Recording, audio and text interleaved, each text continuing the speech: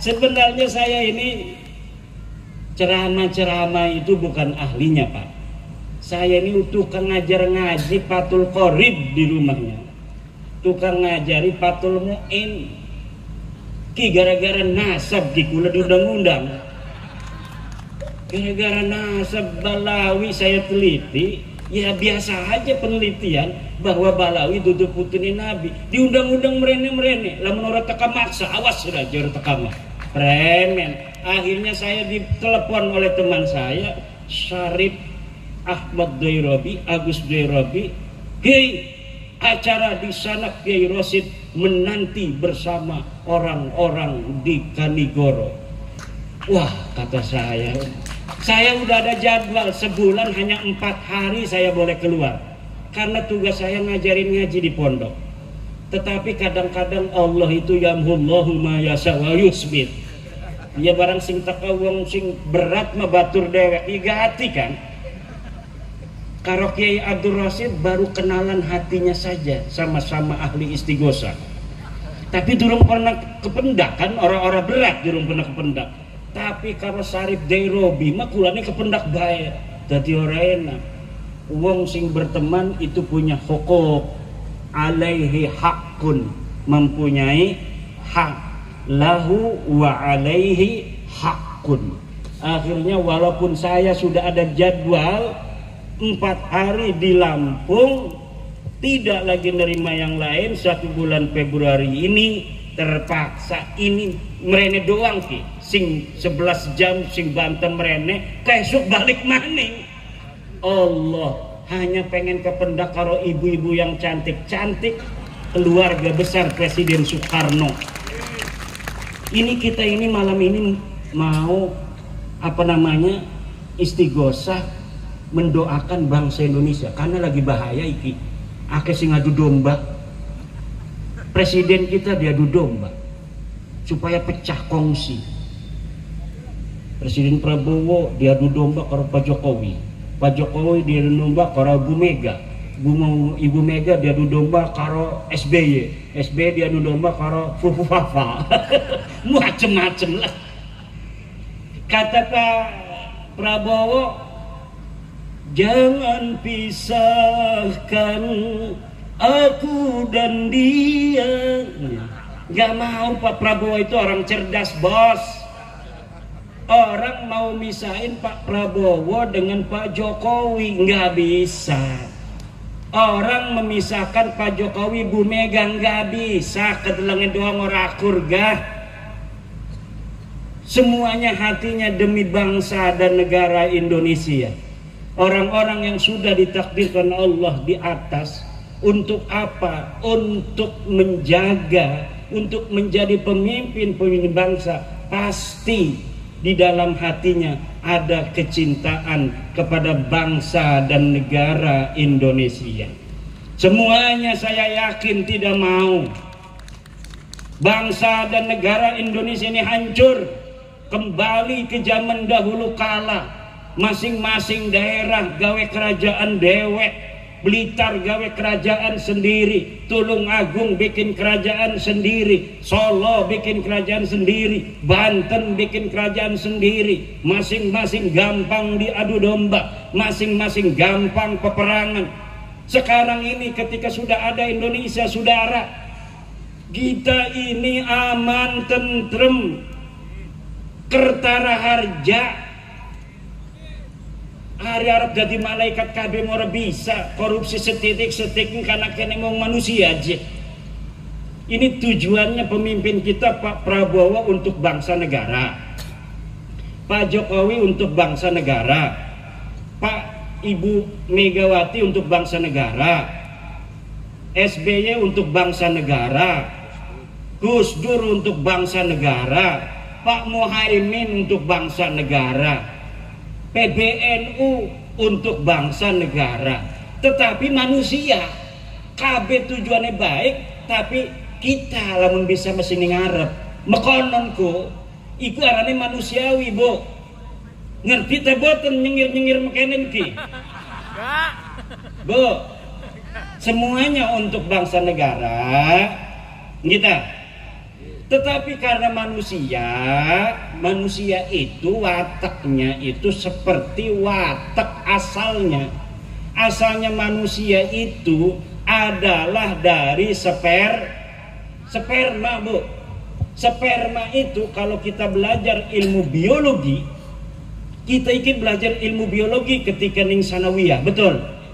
Ada zigot segala macam, bahwa manusia ketika dia itu menjadi sperma itu jumlahnya jutaan masuk ke rahim wanita, tapi yang nyampe pertama hanya yang paling cepat nyampenya inilah ke dinding rahim wanita yang akan menjadi anak. Yang lainnya itu mati.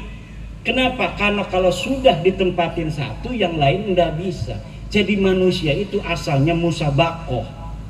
Manusia itu nih sekarang ini kitalah yang terbaik dari saudara-saudara kita yang jumlahnya jutaan itu.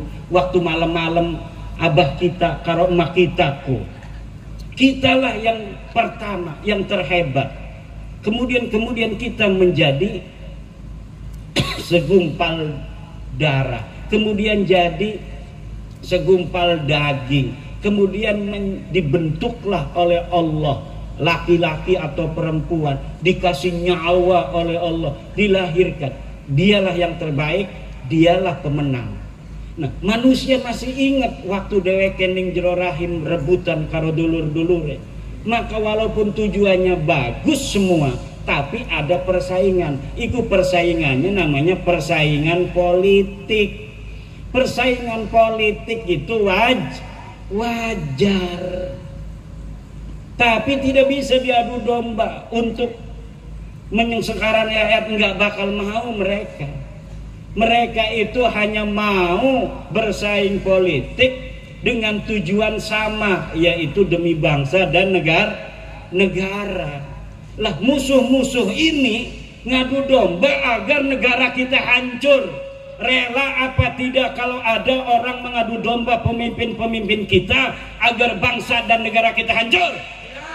Lawan apa lawan? Hancurkan apa tidak? Hancurkan itu orang-orang yang mau mengadu domba Bapak Prabowo dan Bapak Jokowi, yang mau mengadu domba Bapak Jokowi dan Ibu Mega, yang mau mengadu domba Ibu Mega dengan SBY, yang mau mengadu domba Bapak Prabowo dengan Bapak Gibran Raka Buming Raka. Hancurkan ya Allah, sehancur-hancurnya. Kenapa? Kalau pemimpin-pemimpin kita itu sudah bisa diadu domba, maka lemah kekuatan kita. Banten itu Pak, Banten cerita gimana? Bukan karena saya orang Banten membanggakan Banten, tetapi memang dalam buku sejarah Banten tidak bisa dimasuki oleh musuh kecuali oleh pengkhianat yang dari dalam Banten sendiri. Sultan Hasanuddin ketika jadi sultan didatangi oleh siapa itu orang Belanda itu? Bukan, yang pertama kali datang dari Eropa ke Indonesia ini, ke Nusantara, itu pertama datang ke Banten, mau dagang katanya. Akhirnya diterima oleh orang Banten. Pas dagang dia memonopoli, diusir sama orang Banten. Kemudian pada zaman Sultan kedua Maulana Yusuf juga diusir. Pada Sultan Maulana Muhammad tidak bisa menguasai. Pada zaman Sultan Abdul Mafahir mulai perang 1630. Pada saat Sultan Agung Tirtayasa puncak peperangan VOC Belanda dengan Kesultanan Banten. Nggak bisa menang itu musuh-musuh Banten. Tapi ketika diadu domba oleh Belanda antara ayah dan anak, akhirnya anaknya ini mau memberontak pada ayahnya. Musuh sudah ada di istana sendiri, barulah bisa ditaklukkan. Dan kelakuan seperti ini bukan hanya Banten, seluruh bangsa Nusantara itu adalah para pejuang petarung yang siap perang. Ki wong Blitar ki siap perang kabeh iki.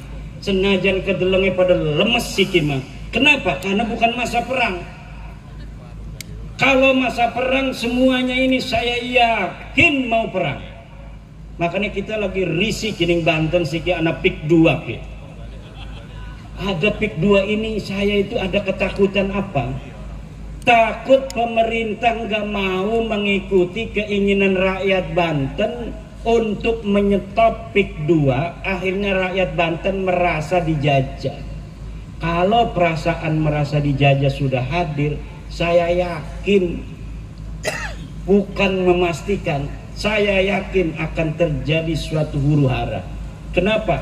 Ketika masyarakat di mana saja itu sudah merasa dijajah oleh orang asing, sementara dia merasa yang harusnya itu membela tidak membela, maka terpaksa yang biasa nyangkul, cangkulnya akan dibuang.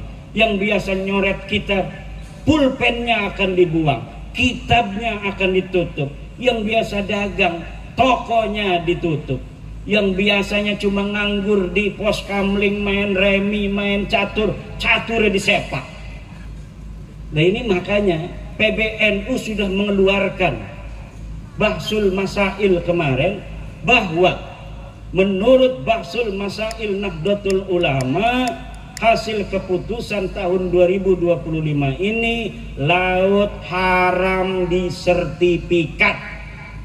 Saya memohon kepada pemerintah, presiden, menteri ATR BPN, menteri KKP, dan seluruh yang terkait, bahwa PBNU sekarang sudah memberikan fatwa keagamaan bahwa mensertifikat laut dengan HGB dan SHM hukumnya haram. Tolong patuhi fatwa Nahdlatul Ulama, hentikan PIK 2 di Tangerang dan seluruh Indonesia. Karena apa? Ternyata bukan hanya di Tangerang laut itu disertifikat, Bu. Di Sidoarjo ada, di Surabaya, di Madura, anak wong Madura lautnya wis disertifikat. Di daerah lain juga banyak, kata menteri itu. Ternyata bukan hanya di Tangerang. Makanya Tangerang yang menjadi sumbunya. Ketahuan memang benar-benar daerah keramat itu. Daerah Banten kata orang tua, ini kata orang tua, mungkin kata orang Blitar, tanah Blitar keramat. Kata orang Banten, tanah Banten berkeramat. Tapi lamun dideleng-deleng ternyata anak bener ya. Dulu Sultan Agung Mataram yang masih saudara, sama-sama keturunan Ki Ageng Pemanahan dari jalur Ibu Banten, itu mau nyerbu ke Banten. Waktu mau nyerbu niat saja, itu malamnya sudah mimpi dia itu nanahan semua sekujur tubuhnya. Ngimpi doang. Akhirnya dia bangun. Pas bangun, ini bekas-bekas nanahnya masih ada. Apa ini urusannya? Oh, Sultan, jangan sampai menyerbu Banten. Akhirnya nggak jadi. Nah, sekarang juga gara-gara Banten ketahuan, seluruh sertifikat laut ketahuan. Bekasi yang paling dekat dengan Jakarta itu nggak ketahuan. Yang ketahuan di Tangerang dulu. Maka tolong kepada para pemerintah, iki masyarakat saya lihat sekelibat itu sudah ada cucu Pangeran Jaga Lautan Pulau Cangkir itu yang berziarah. Itu saya melihat karena saya kenal semua cucu Pangeran Jaga Lautan. Ada yang sudah berziarah dan bukan dari NU. Jadi banyak cucu-cucu Pangeran Jaga Lautan itu yang bukan NU. Dia masuk ke ITB, ke IPB, jadi HTI. Dia menjajakan HTI di Banten gak laku-laku. Nah, sekarang ini kalau menjajakannya ini adalah keadilan, kalau menjajakannya keadilan di Banten karena ada pendidasan, akan laku dia ini. Saya kenal karena masih saudara. Wah, udah ada nih oknum-oknum nih jarah. 2 hari lagi setelah dia jarah demo di situ. Wah, ini kemarin itu. Kenapa?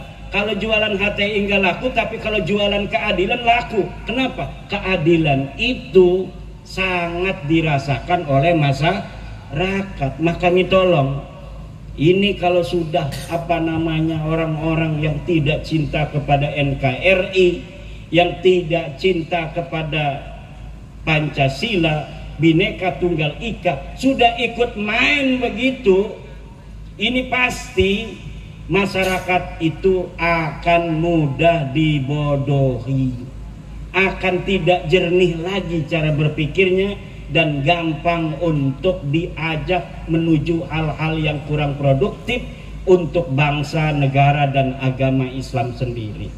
Maka tolong, hal-hal pembangunan yang sangat sensitif dengan kepentingan masyarakat secara luas seperti laut ini adalah milik umum, malun mustarak. Menurut fatwa PBNU dalam Bahsul Masail Kombes dan Munas 2025 ditetapkan bahwa laut adalah malun mustarakun, harta yang dimiliki oleh semua, tidak boleh haram hukumnya disertifikat baik HGB maupun SHM. Tolong pemerintah memperhatikan hasil keputusan daripada organisasi Islam terbesar di dunia, yaitu Nahdlatul Ulama.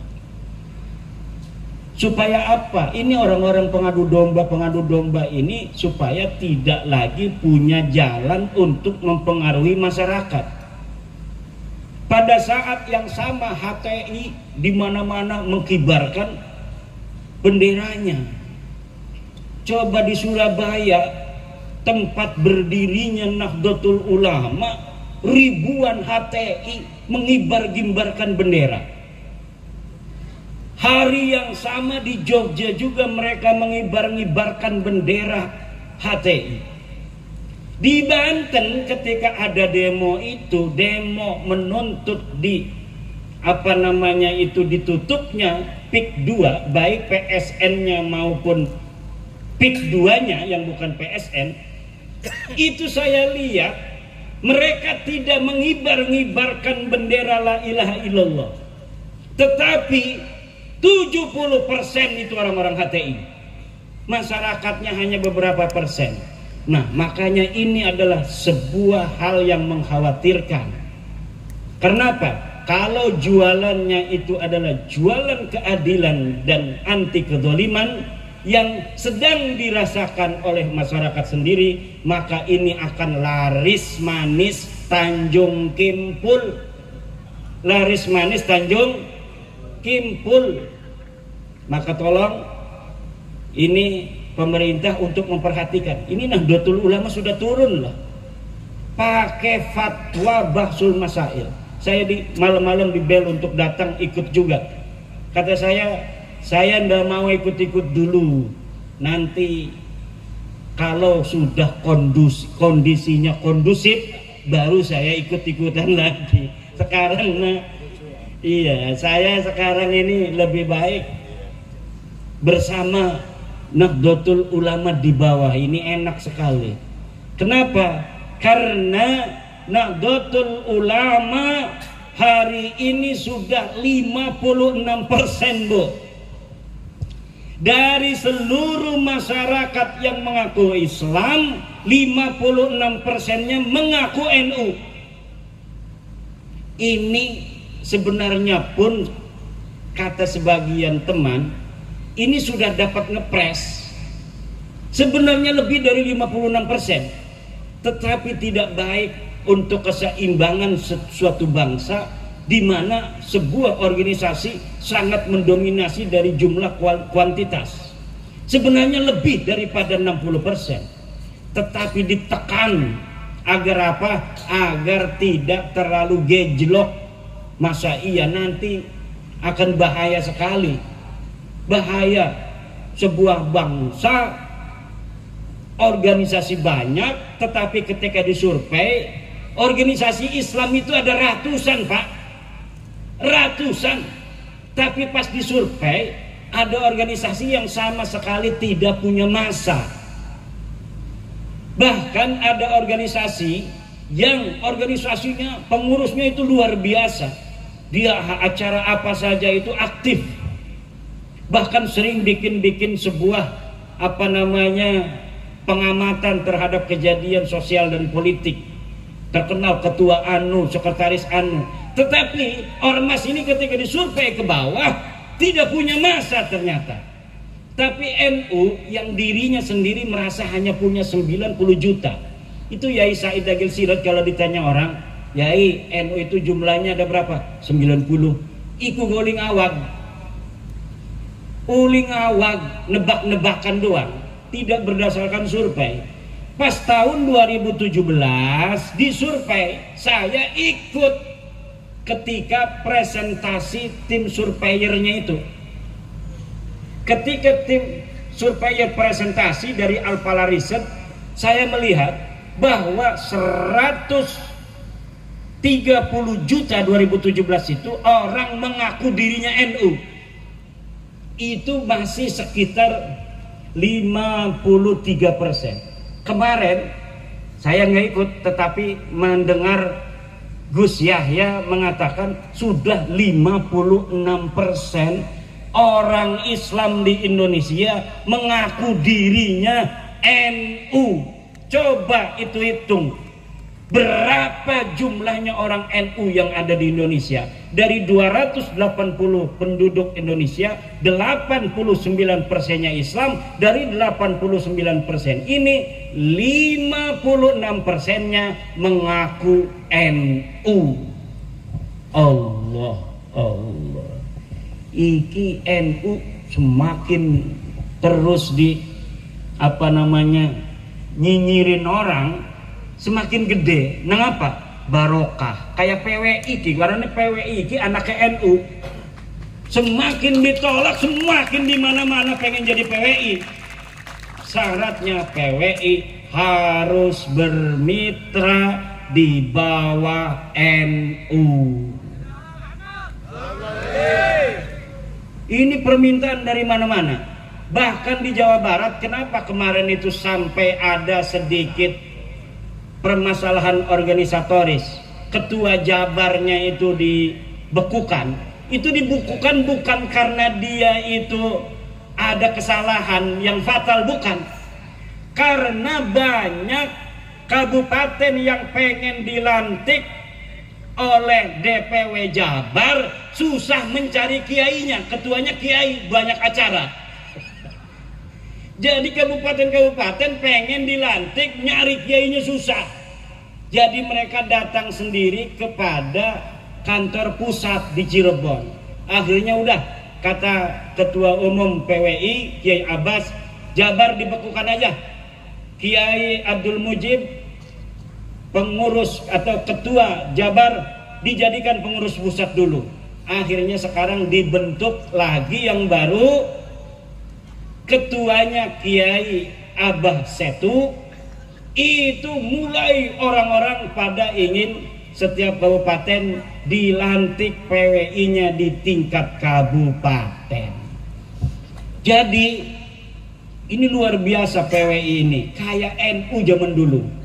NU zaman dulu itu kadang-kadang belum ada pengurus provinsi. Ada kecamatan yang sudah mendeklarasikan MWCNU.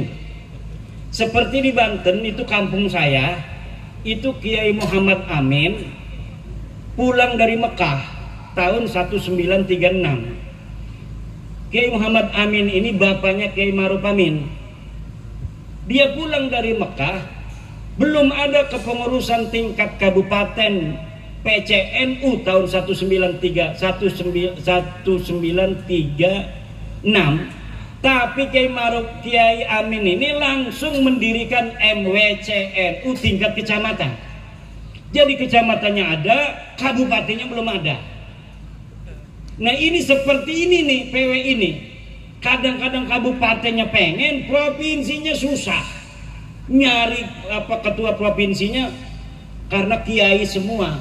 Kalau di Wonogiri, Seragen, sekitarnya itu semuanya kebanyakan Surya PCNU.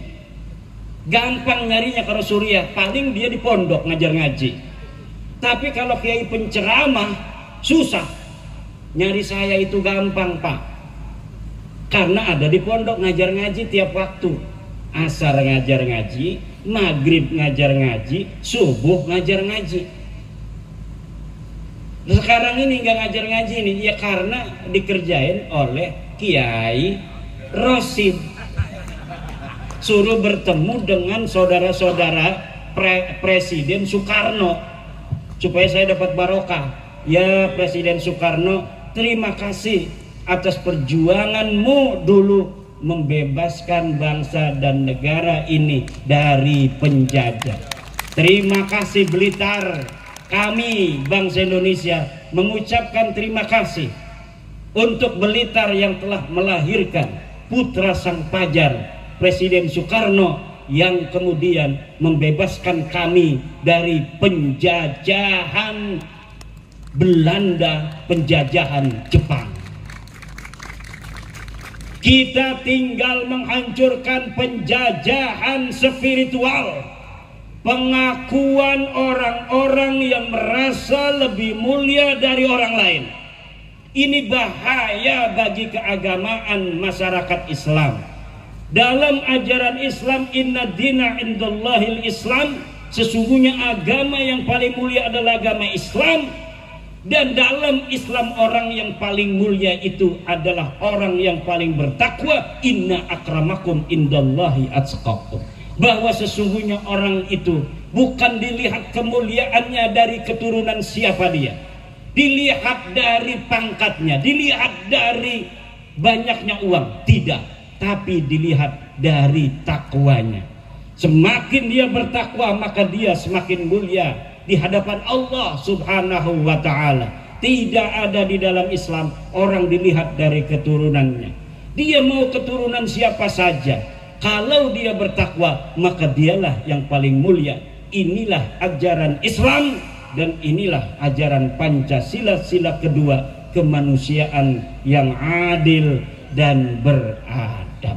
Jangan mau dibohongi bahwa Anda lebih rendah dari mereka dan mereka lebih mulia dari Anda hanya berdasarkan pengakuan bahwa mereka sebagai keturunan Nabi. Apalagi yang mengaku itu keturunan palsu, yang DNA-nya tidak terkonfirmasi, nasabnya tidak ada di kitab nasab, nama-namanya dalam kitab sejarah.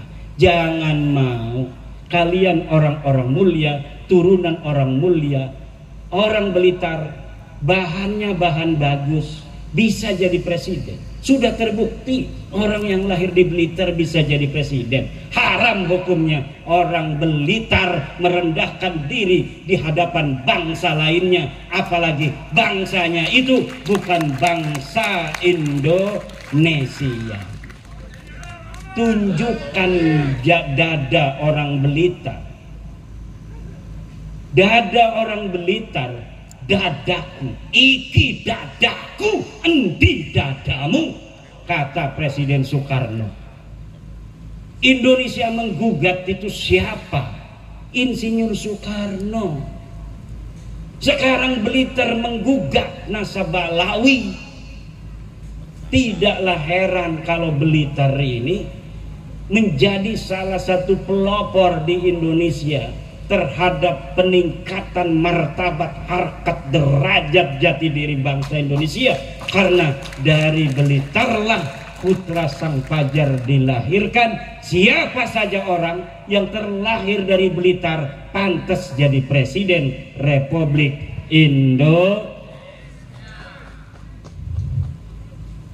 Wis jam rolas, Bu. Kulane durung istirahat 11 jam nunggang mobil. Iki makin ngekone wis sing kenceng banget. Iki berapa kali dudu orang gelem pegel nunggang mobil kayak setan bae. 160 wis kita ngelilir kok kenceng. Kalau kitanya lagi bangun kan langsung wis jangan kenceng-kenceng, tapi kan kita nggak bisa melotot terus. Kadang ada tidurnya itu, kalau saya tidur udah 200 syuk, Allah, Allah. Semoga barokah Kiai Rosid, barokah Kiai Rosid. Kiai Rosid kita doakan panjang umur, rambutnya gondrong, amin. Kiai Rosid, rambutnya pakai belangkon digondrongin, keren. Santri saya itu Pak, santri saya kalau dia pengabdian lulus dari aliyah kan, ngabdi dulu setahun, nggak boleh cukur, suruh gondrong. Kenapa? Supaya nakalnya habis di pondok. Nanti ketika di masyarakat dia udah nggak heran lagi ngeliat orang gondrong macam. Dulu aja saya udah gondrong di pondok. Jadi udah beres nafsunya itu, nanti ketika ada di masyarakat dia tinggal jadi wali. Allah, Allah, Allah. Tapi kalau belum pernah agak nakal di pondoknya, nanti kurang ajar ini ngumahiku ku. Wis dadi kiai ngebonceng-bonceng rangda melulu. Iki bahaya iki. Kiai Saifuddin Zuhri, terima kasih ini bisa mendampingi dari Malang. Kiai katanya mau acara di Blitar, itu kampung saya itu. Saya lahir di situ. Saya mau hadir katanya. Masya Allah, kata saya, dari Malang itu kan berjam-jam. Tetapi karena beliau pejuang, ini beliau ini bawa jamaah dari Malang ke Kresek, ke Banten. Kresek itu kecamatan, sebelahnya itu Gunung Kaler Tenara. Nah, di Mekah itu dikenalnya hanya Tenara. Ya, jadi orang-orang yang disebut Tenara zaman dulu itu Ronjo, Tirtayasa, Kresek, Tanara sekarang ini. Nah, jadi kalau sekarang administrasinya Kresek. Kresek ini dari zaman dulu NU-nya sejak 1936 tertua. MWCNU tertua melahirkan ketua NU DKI Jakarta Kiai Ahmad Syatibi tahun 70-an, ketua partai NU juga, kemudian juga Kiai Ma'ruf Amin. Karena memang daerah-daerah yang ada sanad kepada Mbah Hasyim Asy'ari, Mbah Syekh Nawawi Tanara Al-Bantani, itu biasanya langsung mendirikan Nahdlatul Ulama ketika mendengar Mbah Hasyim Asy'ari mendirikan Nahdlatul Ulama. Surabaya katanya sudah mendirikan Nahdlatul Ulama, murid-murid Syekh Nawawi Tanara. Kemudian diikuti oleh seluruh masyarakat di Indonesia membentuk kepengurusan Nahdlatul Ulama, termasuk di daerah saya, kampung saya. Cuma kalau sekarang dengan dulu, hebatan dulu. Dulu itu Ansor desa itu punya drum band. Sekarang Ansor nggak punya drum band. Kalah sama Ansor tahun 50-60an. Karena zaman dulu itu mungkin banyak saingan, jadi lebih lebih semangat. Sekarang ini di Banten gak ada saingan. Memang Jawa Timur ini hebat organisasi NU-nya, tetapi masih ada Muhammadiyah segala macam di kampung-kampung. Kalau di Banten NU semua, tapi organisasinya nggak terlalu jalan. Tapi Muhammadiyah nggak ada di kampung-kampung. Di kecamatan itu nggak ada, itu di kampung-kampung kecamatan pengurus Muhammadiyah nggak ada, hanya ada di tingkat kabupaten. Tapi diajak NU-nya, kalau dia omong bukan NU marah. Tapi PBNU suruh begini, saya NU tapi NU-nya Mbah Hasyim. Mbah Hasyim udah wafat. Sekarang Mbah Miftahul Ahyar sama Gus Yahya.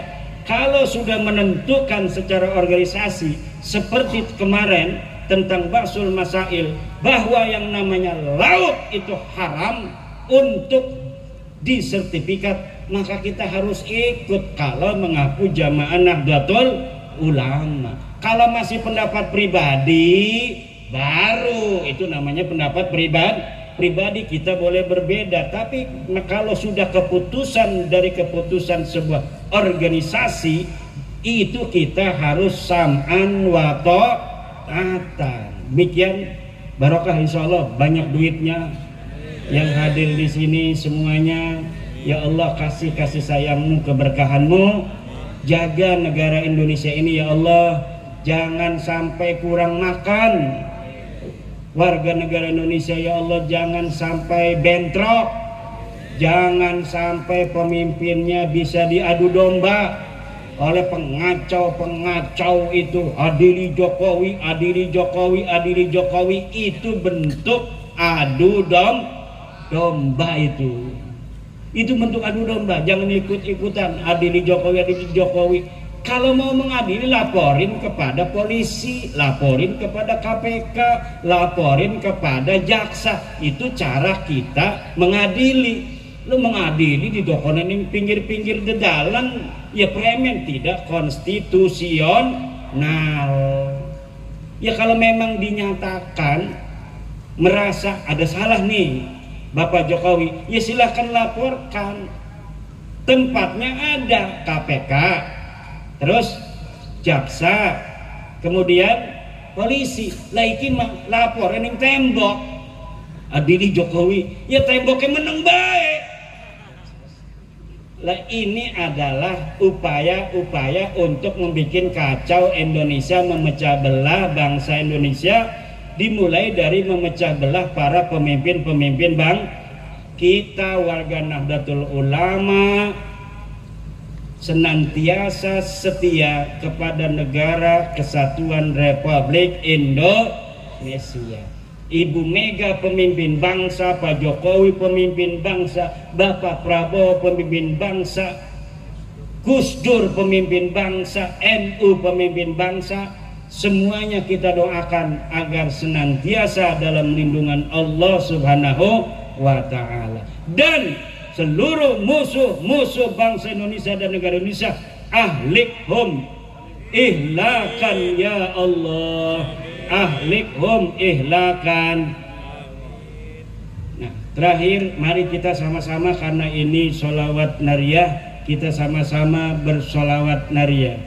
Allahumma sholli sholatan kamilatan wa salim salaman taman ala sayyidina Muhammadin alladhi tanhallu bihil uqadu wa tanfariju bihil kurabu wa tuqadda bihil hawaiju wa tunalu bihil raghaibu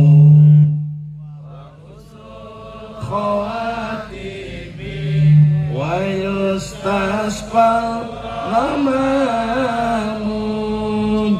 biwajhihil karim wa ala alihi wa sahbihi bi kulli lamhatin wa nafasin bi'adadi kulli ma'lumin. Amin ya Allah ya Rabbal. Kenapa selawat nariyah disebut selawat nariyah? Li'annaha tuhaqqiqul hawaija kannari 'alal hashim. Li'annaha tuhaqqiqul hawaija kannari 'alal hashim. Karena selawat nariyah itu bisa menjadikan segala hajat kita menjadi kenyataan secara cepat, seperti api terhadap dahan-dahan kering. Selawat nariyah juga disebut selawat tafrijiyah, li'annahu tufarrijul kuruba wal humum.